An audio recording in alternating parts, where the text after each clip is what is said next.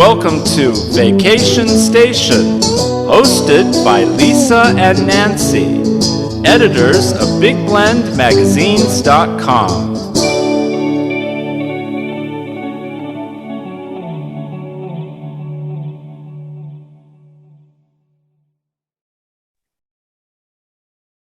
Hey everybody, welcome to Big Blend Radio's Vacation Station Travel Show with Nancy and Lisa, the crazy mother-daughter travel team on the Love Your Parks tour and publishers of Big Blend magazines. So, we always get excited when we get to chat with Glynn. Glynn's on our show. It's every fourth Saturday he is here on Big Blend Radio. And Glynn Burrows is not only a longtime Big Blend radio expert talking about England. He owns Norfolk Tours in England, and he'll take people all over England through Norfolk, even to France. And you can go to norfolk-tours.co.uk.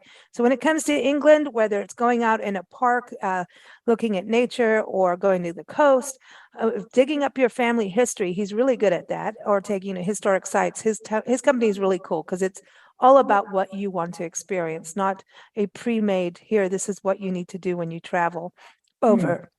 So today he's joining us to talk about what you can experience in the fall season. He's got a great article up on blendradioandtv.com. Just look in the travel section or just type in fall in England in the search box and you'll see it and see his beautiful photos. So welcome back, Glynn. How are you? Hello. Yeah, great here. Thanks. Yeah, had a lovely day and the sun is shining still. So that's all good. Wow. Well, cool. I know it's a little warm. Do you really believe autumn is going to arrive, as you say in England? Yeah, it's just round the corner. Yeah, it's been warm over there, hasn't it, this year? Yeah, we have had the hottest and the longest, hottest and driest summer since at least 1976, which is the last one I remember anything like this. For instance, the grain harvest is already in, which is totally amazing that it's already all been harvested. My son-in-law's farm, he's just got a few beans to get, but apart from that, everything is already in. He had a fantastic hay harvest, because he cuts hay as well for the horses, and his grain harvest is all in. And the fantastic thing is that it doesn't need drying this year, which is gonna be really good for them. Wow. Oh, wow. So there's some benefits to these heat waves, Well, fall over here is such a popular season to travel. And I think the weather, we're getting away from the extremes in fall, like spring. It's not these big extremes. But what's it like in England in regards to temperatures? It should cool down, but do you get those nice sunny days, or does it rain a lot? What's the weather like? Normally speaking, September and October are actually some of the best times of the year. And we always sort of find that just before summer and then just after summer, we have some really lovely months, so that April and May are normally quite nice. And then September and October are also quite pleasant. You do get the odd day of rain, obviously, but you get some really lovely sunny days. The evenings can be a bit chilly, so you wear a jacket, but apart from that, you can have some really, really good traveling weather, because you don't want to travel in the heat. You can't enjoy walking around when that's too hot. So the autumn and the late spring, early summer are really the best times to travel in England. Oh, nice. Now, what about apple cider? Is it apple cider season for you too, like it is over here? Yeah, I mean, one of the best things about the autumn is all the fruit. We normally go to Sandringham because the Queen actually has a massive orchard on her estate at Sandringham. Funnily enough, her apple orchards are in a village on her estate called Appleton, which is really good. It's a fantastic place to have an orchard. But we normally go there and we pick a load of like cooking apples, and we puree them down for the freezer. And then there's normally a whole load of different eating apples as well. So we have a good selection of different eating apples to bring home. And if we can lay them up in a in the garage or in the shed, they can last a little while. But normally they get eaten because they're so really lovely and crunchy. Cool. Well, there's nothing like an apple freshly picked off the tree. To me, it's just, you know what I mean? It's just so crisp and Refreshing. juicy and real, Yeah. refreshing. And I, Exactly. if you're going to keep them around for a long time or ship them somewhere, that's when you just put them into cider. Yeah, or make them into cider. jellies or jams. Well, and you can. I mean, a lot more of pie. this is being done in farms now. We've got quite a lot of small breweries, and there's a lot, especially down in the south of England, there are a lot of farm cider makers as well. So, you know, it's that sort of thing that I've tried to put, as you read further down in my article, you know, actually doing things that are different, like looking around a farm, like going to a cider press, like going to a brewery, you know, things like that, which are the sort of things that I often arrange for my visitors, you know, so you can actually go and see where the apples are grown. You can see the cider press. You can go to the brewery. You can see where the brewing is all done. And if you really have to, you can even taste some, you know, if you really want to, and then you can buy some to take home with you. Yeah. I think tasting is a good idea. Well, I'd like to do that. I know, Glynn, I know you love a good baked apple wrapped in bacon. Yes. Yeah, thanks for that. Yeah, I Can't had to imagine. bring that back up. I have to bring everyone, you go back to our interview with Glynn on the taste of England, and Nancy gets creative with bacon goes on everything. Apparently Glynn doesn't agree about bacon and apple. Bacon Yeah, is right, good. not. I think bacon would be good on pecan pie. Well, All right. you can eat whatever you like. All right. Thank you. There you go. See I'll- you see? I'll stick to my cheese scones. Oh, Okay. I'm in awe. Oh, but bacon and cheese, that's scones. That would be Yeah, good. that's all Yeah. right. Yeah. That's okay. Yeah, I Oh, got but listen, one. Yay. listen, there's nothing like a good cheese scone and a really good cup of tea. Like a There you really go. proper good cup of tea. Like just, I don't know, there's something special about England with that. Is just tea time. And I'm not talking about all the fancy sandwiches and everything. That's all great too. But there's just something about it's a communal thing. It's community where if something goes wrong, put the kettle on, you know. Yeah, have a cup of tea. It's like no matter what's going on for, you know, now, you know, we like our wine that way too, but there's something about tea. And I think it's just the whole brewing process. I think it's that it comes out, you know, the tea pot itself it's communal. It's, you know, you could say the same on coffee, but there's just something about tea with scones and just being relaxed, you know. And I think, I personally think that if you're going to have a cup of tea, you've actually got to have it in a cup and saucer, you know, a nice china cup. There is nothing like a cup of tea out of a china cup. You know, it makes it special. It seems to make it taste different. You know, it really does. If you're drinking tea and you're having your cheese scone on a china plate with, you know, a proper knife, and it's an experience, you know. It's not well, just. then we do have to have the sandwiches, Glynn. Now Well, we have to go smoked salmon and cream cheese sandwiches go meringues. well, you know.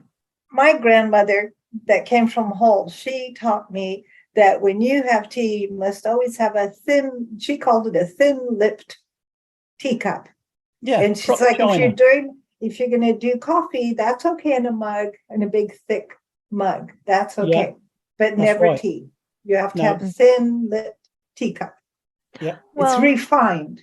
And hot chocolate goes in a big cup too. And hot coffee is barbaric. Well, you don't say hot chocolate over there, do you? You say cocoa, right? When it's but we have hot chocolate and all. Yeah, with marshmallows and whipped cream. Some people do that as well. I mean, I don't drink it myself, but yeah, I mean, I do see people having hot chocolate with little tiny marshmallows on the top. Yeah. Yes, please. I'd like that. Or hot apple cider, like nicely, like really nice and hot. Yeah. The other thing what they do here in at winter time is they will have a a poker in the fire, a piece of iron, a poker, and get it hot, and then they'll put that in a mug of cider just to warm it up. So you get a smoky flavor as well as the heat. Oh, wow. I never knew that. I don't think I ever saw. That's cool. I've never But tasted it myself, but I reckon that it's got a different flavor because obviously you've got the smokiness from the fire. Do you have the changing of the leaves like we do over here? Oh yeah, definitely. Oh, see, there's something magical about fall because There all the is. spices start coming out. You've got to have spice, and just it's a warm, feel good thing. And I think with England, looking at your photos and in your article, you laid out a really good itinerary. There's something about seeing architecture in the fall and just seeing how the landscape changes and the color of architecture of historic buildings. Like when people talk about fall colors, I think buildings have really good fall colors too. Yeah, I mean the sun falling, especially in this part of England where we've got a lot of flint. The sun on the flint really is quite amazing sometimes during the year. I mean, in the summertime, the sun is a different sort of, I don't know why, but it is. And in the wintertime and in the autumn time, the sun is probably lower in the sky. So you've got more shadow. So you've got more definition. And it really is sometimes so striking to see the colors in the stonework. So, for someone who's artistic, to come to places, not necessarily England, but wherever you go at different times in the year, because you're going to see something completely different. The sun is in a different place, the shadows are different, the colors are different, so going to the same place at a different time of the year, or even a different time of the day, you're going to get different shadows and different light falling in different ways. So, sometimes you can really go to the same place, but it's a completely different place. Right. And that happens with just nature too. Like you've got different plants that bloom. You have, birds, the birding migration. How's that in the fall for you? You were touching on that in your article, that this is a good time of year to see the migration. Yeah, I mean, birds, obviously, they come here in the spring and they normally go away in the autumn. But there are some birds that are coming to us in the autumn because they're coming south because it's getting too cold up north. So it depends on what you want to see. But whatever time of the year you come to England, especially either side of summer, you're going to see a lot of birds that are moving through England. So you're getting birds coming either one direction or the other, either coming here for the summer or going away for the winter. So, we do get a lot of coming and going. So that is really an interesting time, especially up on the coast. We get a lot of seabirds coming through, and the birds that come up on the coast are sometimes really, really quite rare. We get a lot on the East Coast because we're on the East Coast in Norfolk, and we get a lot that are coming up from Africa and they're going up to the North Pole, and they seem that they fly along the coast rather than going across the middle of the country. So in Norfolk and along the East Coast of England, we do get a lot of visiting birds that you don't get anywhere else. It says you get 17 million birds pass through the UK during migration. That's a lot of birds, dude. Who counted them? Million. Who counted them, eh? I don't know. Glynn, I run out of fingers. I know. It's like, wow. You get to 16 million and you lose count. Yeah. You have that big thing where all the birds fly together. Oh yeah, the word. What do they call it? A murmuration. The murmuration of is it the swallows that you no, they are starlings. Starlings, that's right. We see that in some of the refuges we go to that have marshes, and some of the photos I've seen that you've shared of Norfolk, you have it's just so interesting to see the terrain because you have these castles and cathedrals and Yeah. just even outside of the area, but then you have these, little country roads with berries and hedgerows and Yeah. farmlands, and then all of a sudden it looks like you do have some marsh and prairie land too. That looks like you We've have got that. it's quite strange really. We've got a lot of coastline around East Anglia. Well, we've got a lot of coastline around England because we're an island. But in Norfolk alone, we've got lovely sandy beaches. We've got chalk cliffs, which are really good for the birds. We've got a lot of marshland, and then we've got a lot of pebble beaches. So we've got all these different types of beach. And a lot of this marshland, especially up on the north east coast, we've got a lot of marshland, and it is really, really full of bird life. And we've got quite a lot of bird reserves as well. We've got quite a few of the RSPB bird reserves, which is the Royal Society for the Prevention of Animals and Birds, or whatever it is. But it's all about birds, and we've got some reserves up on the coast as well as inland. We've got some inland preserves as well. So if anyone is into birding, I mean, you're spoiled for choice. You've got so many different types of habitat. We've got the woods, we've got the woodland inland, and then we've got all these different types of coastal areas as well. So you've got everything in one area, really.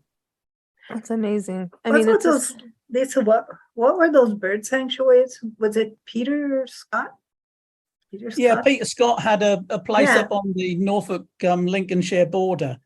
So his area was more of the fenland, which is also has got quite a lot of wetland as well. Tidal areas that are sort of like, well, they're not river floodplains, but they're areas where if you've got a high tide, the sea comes up, and if you haven't got a high tide, the sea goes right out. So they're more like the coast of Normandy, where you've got quite a lot of really salt marshes, that sort of area. So we've got a bit of everything really, and we've got some lovely samphire up there. I don't know if you have samphire in America. It's like a grass, a seagrass that tastes a bit like asparagus. It's a very light flavour. And that's really beautiful. I love that. It's a bit salty, but that's absolutely gorgeous. That grows on the salt marshes. We're so fortunate. We got everything. It is. It's beautiful. And the thing, I know you put this itinerary together, and we're not following the itinerary very well. No, never mind. We never follow anything well, but I think that's the beauty of what you do as a tour guide and a tour company owner, is that you let people go, hey, this is my experience, and you make it according to what they want. But yes. Like, it just seems like you've got all these properties. Oh, Nancy, it's Martin Mere. Sorry, that's the other Martin bird Mere, place yeah. I think you were talking about. But things like Blickling Hall, where you're saying it's the birthplace of Anne Boleyn. Now, this seems like it's not only historic, but the whole, it seems like you could spend a day there at the property looking at gardens and then going shopping in Holt. It just seems like that's a full day of uniqueness. I mean, you even put bookshops there. I don't know if England has the same problem in this country like we have, where we're trying to save all the bookshops from becoming one big Kindle. But then anyone like me, you cannot flick through a computer. I love to have a book that I can just flick through, and if I see something I want to read, then I'll read it. Most of my books are a non-fiction, obviously, and you can't flick through a computer, but you can flick through a book and see a picture you like, and then you read about it. So there's nothing like a bookshop. There's nothing like a library. And places like Blickling, you should see the library at Blickling Hall. I could just spend a week looking at all the titles in the library. They're now actually going through that and putting it all on computer, so people can see what's actually in there, because at the moment you can't, because there are so many.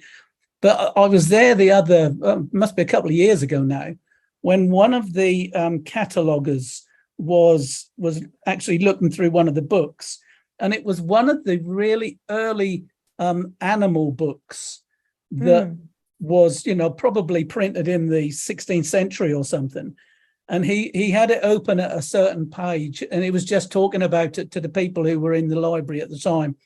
And this book had pictures of the animals. Well, the people who drew the pictures had obviously not ever seen the animal that they were drawing, because I mean there was one picture of a giraffe, which looked decidedly funny, and originally a giraffe was called a camelopard because they thought it was a cross between a camel and a leopard. I know, that's so funny. So them sort of things were there, and there was actually a picture of a unicorn that was in a book that actually in the 16th century they believed that unicorns existed because it was in a book about the animals of the world.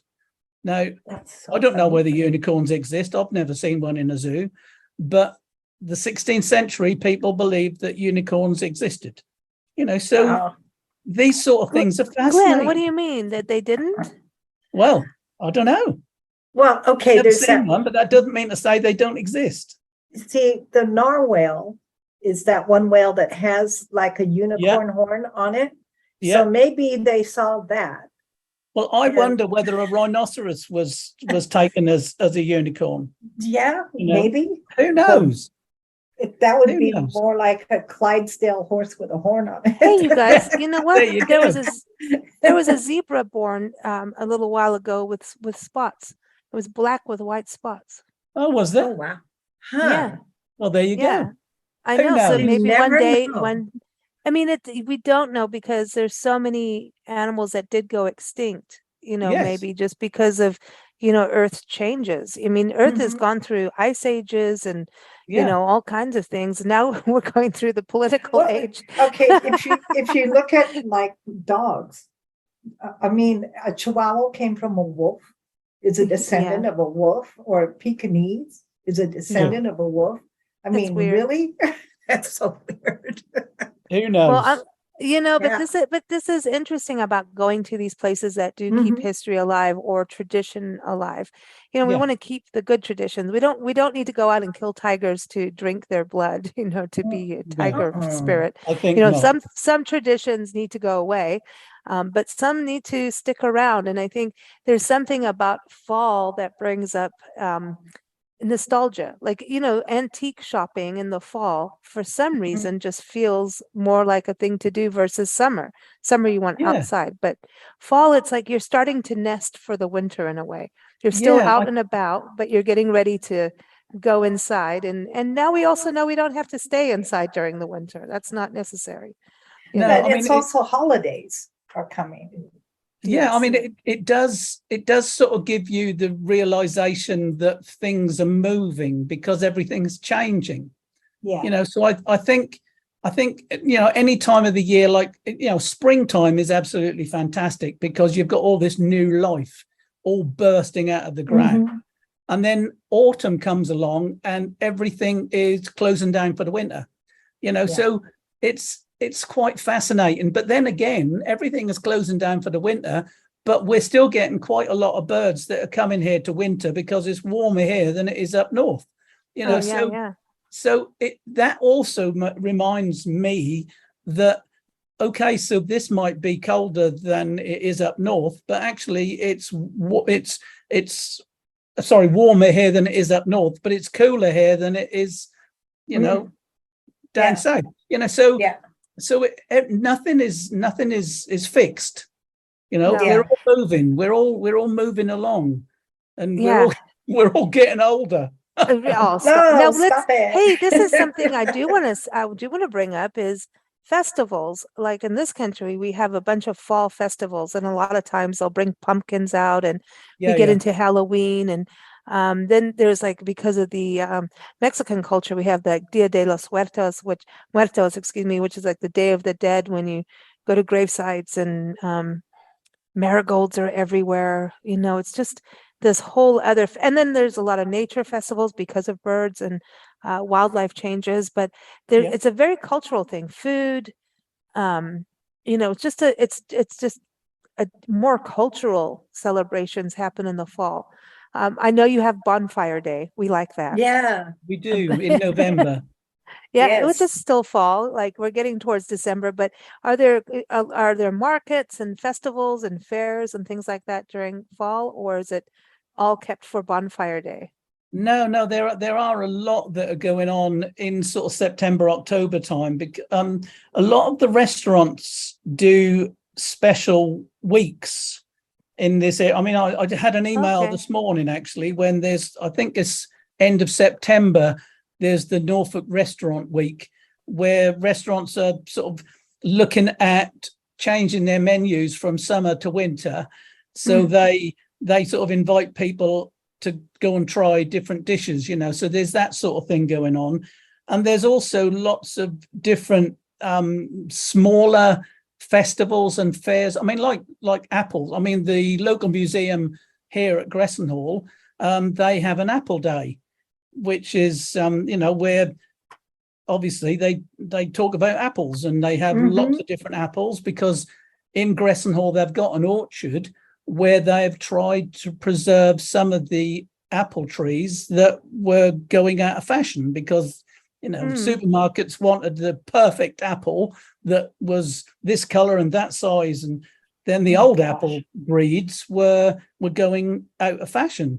So the museum decided they were going to have an orchard with all these different types of apple trees in them, so that they preserve the breeds. So they have apple days, and they have lots of people who go there, and they have lots of cider makers there, and they have lots of people who grow apples and pears, and all That's these important, Glenn. That's cool. Yeah, it is. It's important. very- We have some of our national parks actually even do this here.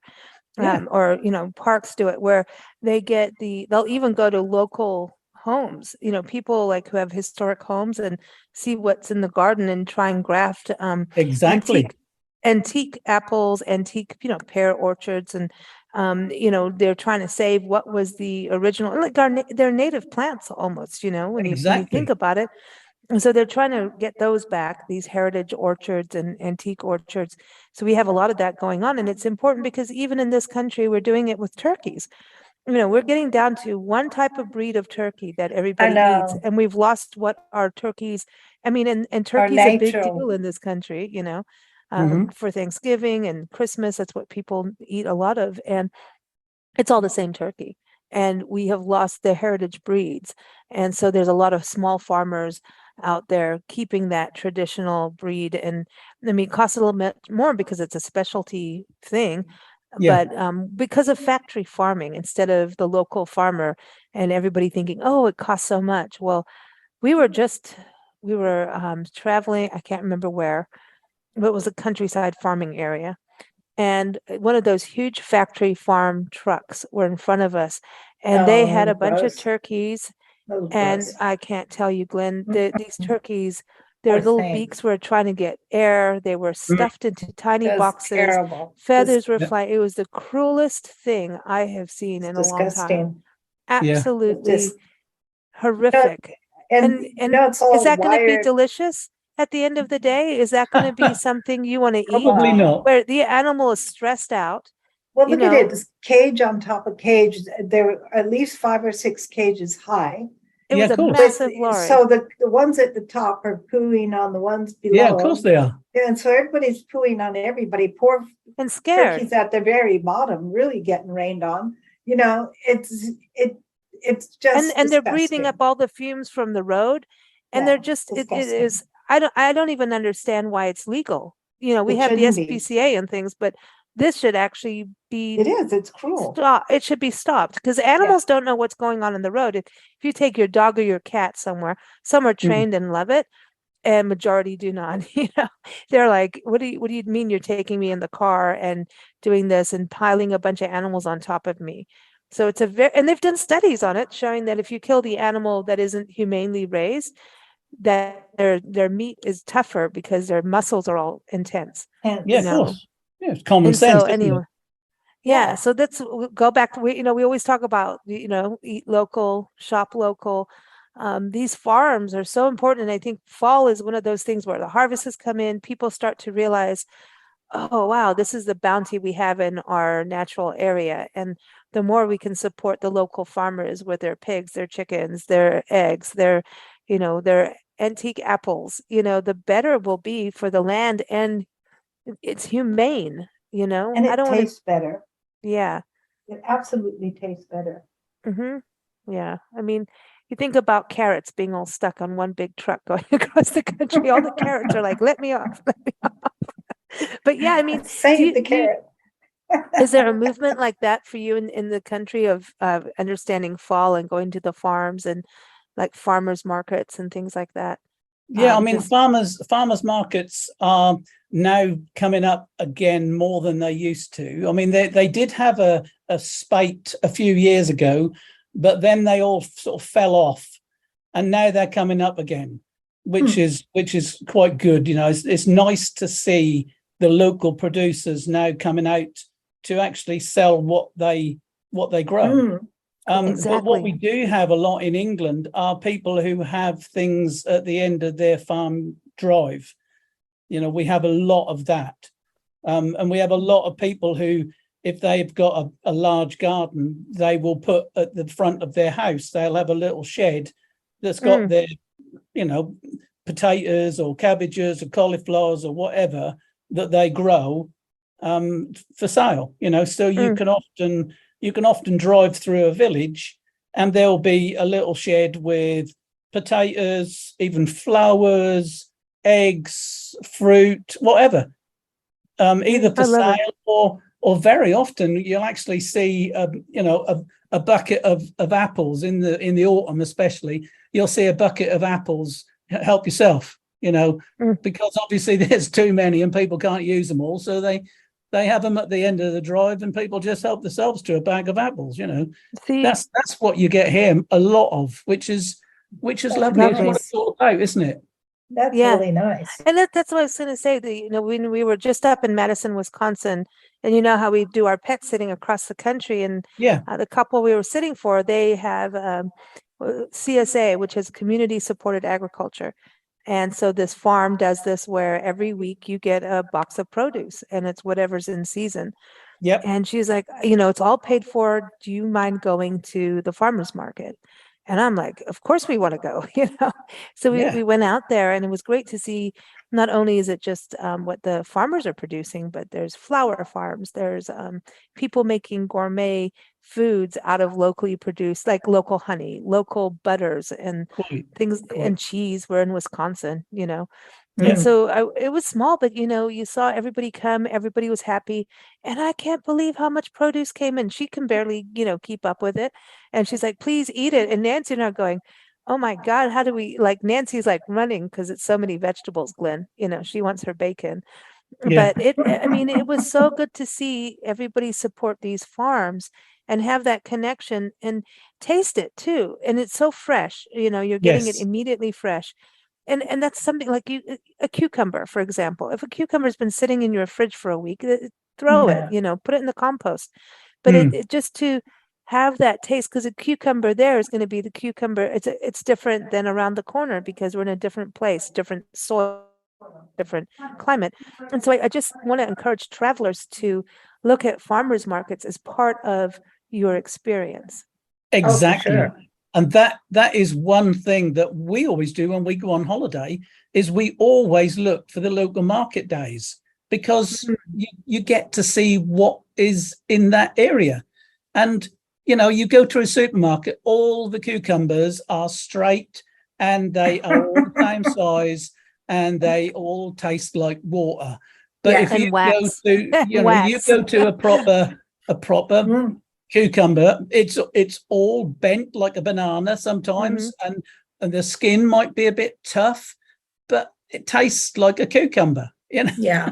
Yeah. So It's it's them true. sort of obvious things that it's a no-brainer, really, isn't it? Mhm. It's true. Like if you make cucumber sandwiches, right? Quite. What's the point if you're using one from a supermarket? Because you know it's already at least 6 days old by the time you get it. And wrapped in plastic. Yeah. I mean, ew. Sorry, Yeah, no, supermarket. no, it's not nice in plastic. Hey, listen, always take your vegetables out of the plastic. They sweat and get slimy. Oh, I know, it's Oh. icky. Let 'em- take them out. Take them out. It's mean, you know. But Yeah. Glynn, always fun to chat with you. I know we derailed, didn't we? Did we derail a little bit? We talked about history, nature, you know, all the historic sites, and I encourage everyone to go read your article. It's up on blendradioandtv.com. Again, just type in fall in England and you'll see Mm. Glynn's article. Just type in Glynn and you'll get a whole bunch of articles. Like he was talking about Sandringham. It's something we've talked a lot about and very historic. It's the Queen's residence during the holiday season. So when you go in like October, November, do you see them get it all like ready for the holidays to, you know, decorate? Do they do that? No, it's closed down at the end of October normally, and then Oh, they go through it and get it ready, because you know the royal family comes there for Christmas every year, so it's normally closed during November and December. But so they don't, but that they don't decorate for Christmas, even the royal family doesn't. no, Sorry? they obviously decorate for Christmas, but that's Mm. you know that's not done while the public are about. We never Okay. see it. Oh, I Do they see. do it at Buckingham Palace? Do they decorate it like where the public can see or anything? I don't know. I've Hmm. never been to Buckingham Palace, so I don't know what they do there. But I wouldn't have thought that any of the public areas would be decorated because the royal family are not there. They're at Sandringham. Oh, okay. Yeah, we went to Yeah. Buckingham Palace. We were on the outside looking at it, and Oh yeah, I have to- I've been outside it, but I've never been in. Yeah, It I is just- now- Yeah, we haven't it- been in it. it's now I open you to know the to public. me, unless you're going to see the Queen like outside, the guards are really cool to see. You know, Mhm. Yes. um, Oh, definitely. but to me, like when you see Sandringham, like I want to go. My personal thing is Buckingham Palace is, you know, unless you're maybe on the inside or something. But Sandringham, you could walk the grounds of Sandringham, not go in and just be blown away with how the Yes. beauty of the architecture and the gardens, yeah. gardens are gorgeous. And Mm. Yeah. so it's just it's just a different. lovely place. Yeah, I love it. I I love love it. So everyone, norfolk-tours.co.uk is the website for Glynn. Keep up with him there. He's also on Facebook and Instagram and Twitter. And of course, keep up with us at bigblendradio.com. Glynn is here every fourth Saturday. So next Saturday, we're going to keep kind of with the fall theme and talk about trees of England. Isn't there a Robin Hood tree? I remember from our talk. Yes, there is. Yeah, in Nottingham Yeah. Forest, there is a very big oak there. We've been there actually. It's a massive tree, obviously, because it's quite old. So I'll see if I can dig up a picture of it. Yeah, it's massive. It's my favorite word now. Massive, yeah. It's massive. Yeah. Well, thanks so much, Glynn. Always a pleasure. Yeah. Speak to you later. Bye-bye. It was fun. Bye-bye.